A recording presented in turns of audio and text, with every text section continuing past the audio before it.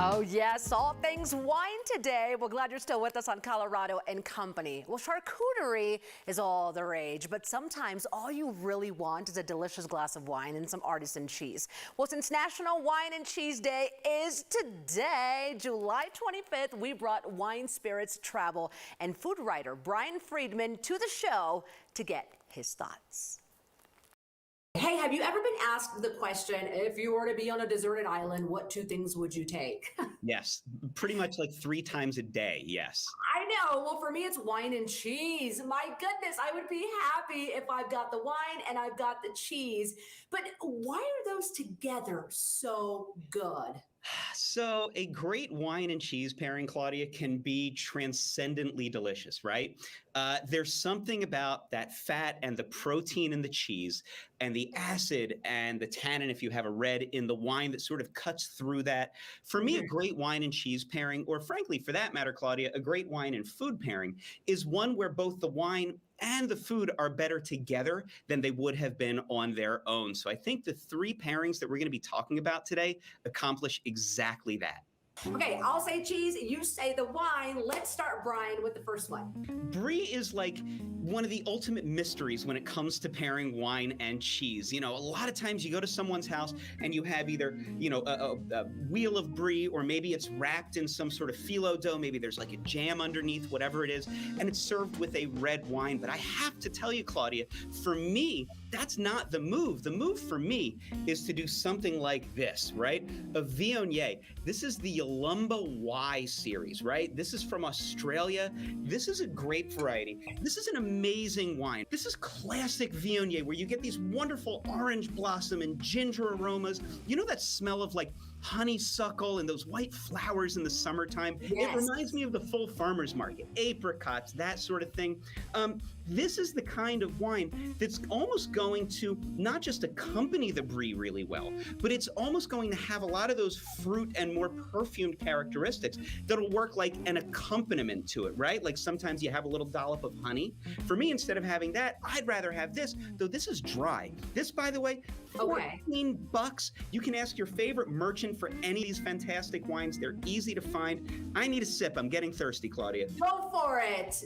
You do what you need to do, Brian, because that one looks really, really good. Is really good, and it's perfect with the Brie, and it's great on its own too. Well, I know that Parmesan cheese, well, first of all, I love Parmesan cheese, but it's one of those things where you never see it on a cheese board. But there's actually pairings out there that work really well with Parmesan cheese. Tell me about that. You've never seen it on a cheese board because you haven't had a cheese board here at Chateau Brian, right? Yes. It's a mainstay. If I don't put Parmesan on my cheese board, my wife, my kids, they get very, very upset, because a great Parmesan, it's known as one of the kings of Italian cheese.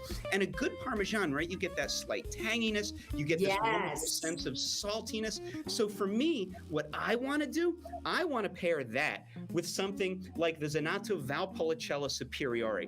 This is $17. You can find this. This is grown east of Lake Garda in the Veneto region, so now we're in northern Italy.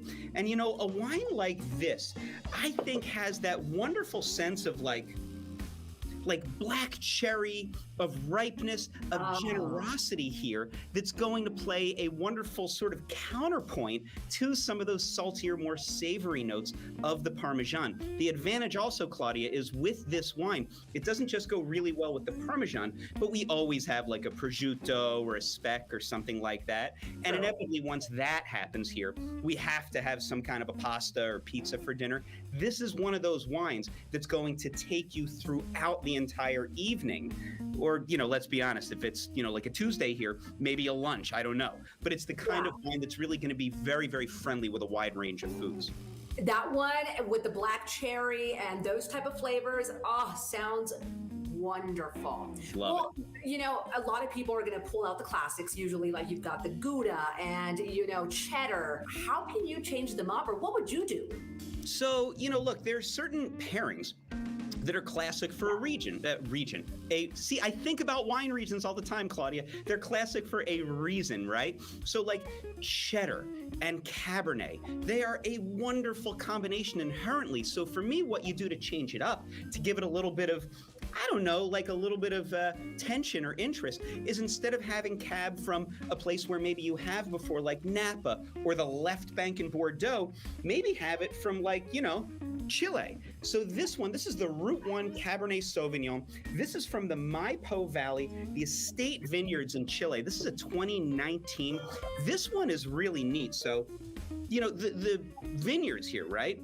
Most of this fruit was planted for this wine in 1999, which means that it's like, 23 years old at this point, right? Yeah, 22 years straight. Yeah, these are vines that are really getting concentrated, lots of character here. This will be able to stand up to a richer Cheddar, to a richer Gouda, but at the same time, it's not going to overwhelm it. There's going to be a beautiful interplay between the two, and that's one of the keys to a great wine and cheese pairing, is finding a good interplay between these two.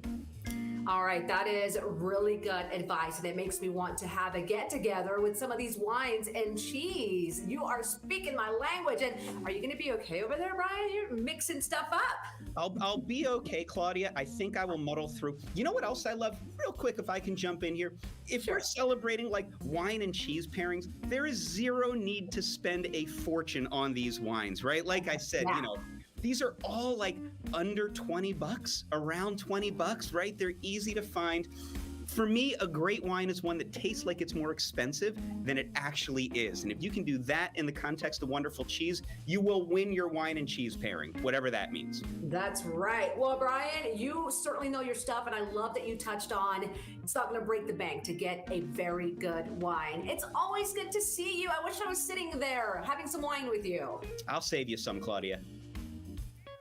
Ask your local purveyor for the wines we talked about today and follow expert Brian Freedman at briandfreedman.com. His new book, Crushed, How a Changing Climate is Altering the Way We Drink, is available in October wherever books are sold.